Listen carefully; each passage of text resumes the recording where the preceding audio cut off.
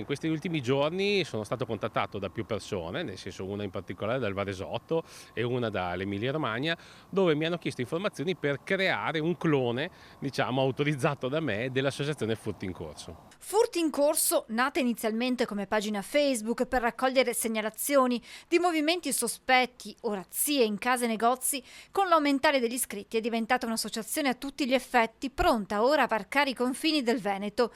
Il suo presidente, Christian Demme, infatti sta dialogando con alcuni cittadini lombardi ed emiliani per creare anche in queste due regioni una realtà simile. Come sono arrivati a conoscervi? Ma allora sono arrivati a conoscerci dal canale nostro TikTok, che ovviamente viene conosciuto molto in social e via dicendo, e dai servizi con voi di Antenna 3.